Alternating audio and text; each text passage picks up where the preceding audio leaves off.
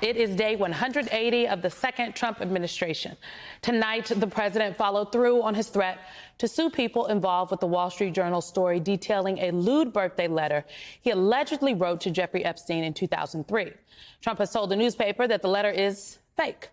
And NBC News has not independently confirmed its existence. Now, he has accused Dow Jones, News Corp, Rupert Murdoch, and 2 Wall Street Journal reporters of libel and slander.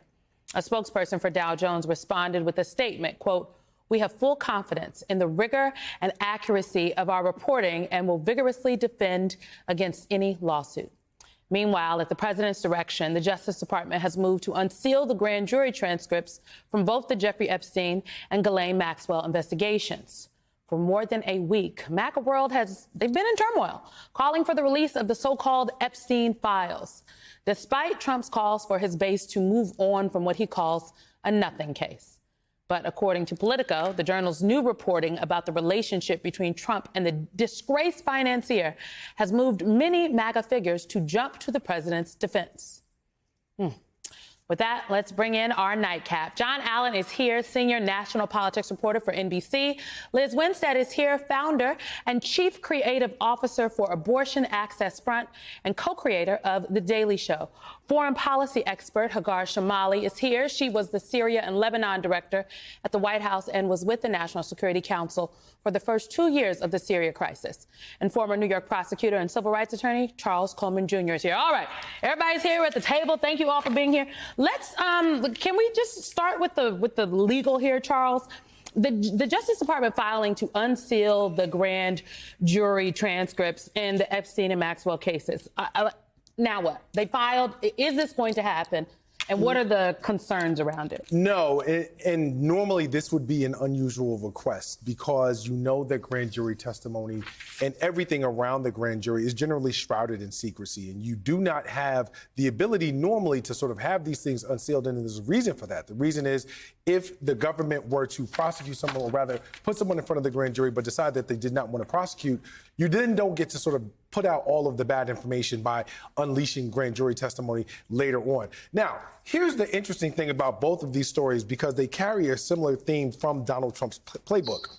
It's a theme of essentially big headlines, smaller follow-up. And what I mean by that is the headlines of asking for these things to be released, for people who don't know, seem very interesting and compelling, as if I have nothing to hide.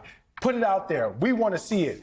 And when it comes out that these things are not going to be released because you knew good and well that they couldn't, it's going to seem like most people aren't paying attention at that point. Similarly, in taking action to initiate litigation against the Wall Street Journal, it's the same thing. I'm fighting back with this big, big headline. And regardless of whatever happens, the follow-up will not be as major. So again, this is pretty standard for Donald Trump in terms of how he navigates litigation. But as far as the grand jury testimony, it's not coming out. Also, it seems like in public opinion, after what you just said, that if it's not absolutely normal to release that, then there's somebody to blame. Oh, look, they wouldn't release it, right? I wanted it that. Yep. If it was up to me, I would have loved to see it come out. But, yes. and so it plays into sort of what we've seen before from this administration in terms of how they handle these sort of ticking time bombs. You know, Jonathan Allen, you had a byline on the reporting on this today.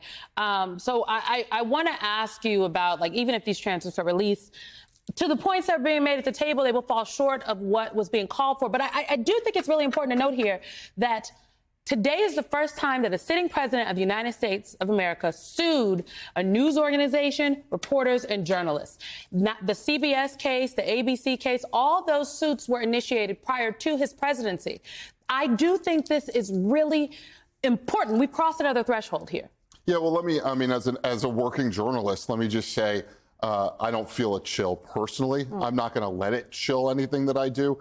But it does have a tendency to have a chilling effect. It has a tendency to have a chilling effect on the people who own companies, who own news organizations, on independent journalists who can't afford to defend themselves against lawsuits. And we even see, and of course we don't know all of the particulars of what CBS decided to do with Stephen Colbert, even satirists, even comedians seem to be on the firing line right now. They do. You know, Liz, this case involved very serious sex crimes, extremely serious. Jeffrey Epstein's crimes were real. The victims were real. The conspiracy is all the conversation around it.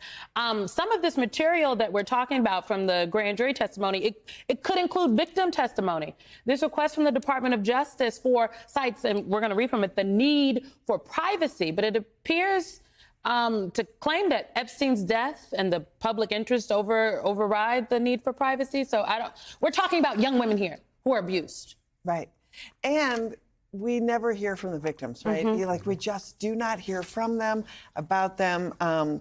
I heard a woman today on Democracy Now! Who was one of Jeffrey Epstein's victims saying, at what point do we actually prioritize? And the truth is, if we actually believed victims, we wouldn't be pushing so hard to have all of these things released, because we would know and we would believe that people don't just come forward and talk about sexual assault when they were children.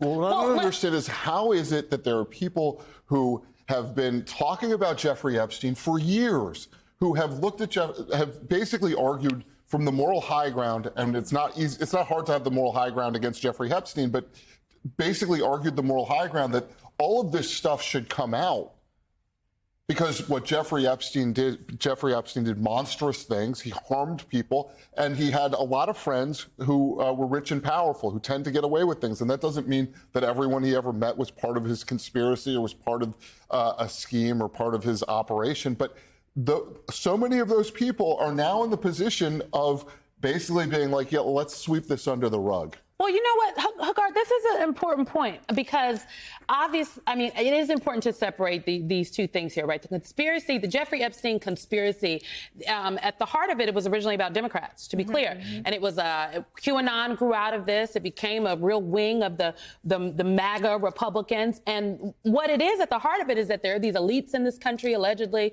who are colluding to protect one another, and they are involved in these pedophile rings, and it's the wealthy and the powerful protecting the wealthy and the powerful. It goes to the heart of the MAGA argument, if you will. And so that is why this Epstein Files conspiracy theory story is such a firebrand within the Republican Party apparatus right now. It's not about the victims and the actual sex crimes that were happening. It's about this alleged cover-up. Again, that is a conspiracy. There's no there, but Donald Trump and his allies have elevated this for you. Yeah, I mean, this is a crisis of their own making, right, in a lot of ways. Yeah.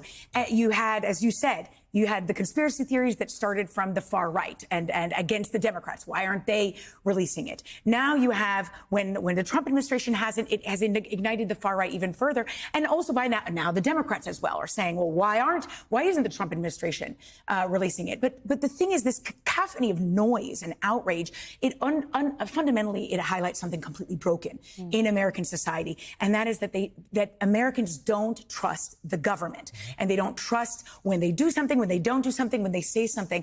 And by the way, that's something that you see very commonly in dictatorships. That's something that has been growing in the United States over the last several years. It's very typical in dictatorships because the people don't trust their governments. They don't trust the state media. But now what you have is this situation where conspiracy theories continue to grow unfettered. You have Tucker Carlson, who, and I don't even want to repeat this conspiracy theory because it's such a conspiracy, but I want to highlight that these theories are never proven true. And so now he's pushing a theory, an old one, that Epstein was an agent of the Mossad. Let me tell you something, by the way. I worked very closely with the Israeli government and the Mossad, and that's not how the Mossad works. That's not going to allow Epstein to buy an island. And if they really wanted to penetrate his whole world, a gardener could have done it, or a housekeeper. This is not something that has the markings of a Mossad operation. If anything, it's just an effort to blame the Israelis and Jews for something else, which is why I hate that conspiracy and the fact that you have this growing. If anything, the Trump administration, if they want to put this to bed, and I would say this for any government official, it's to be as transparent as possible.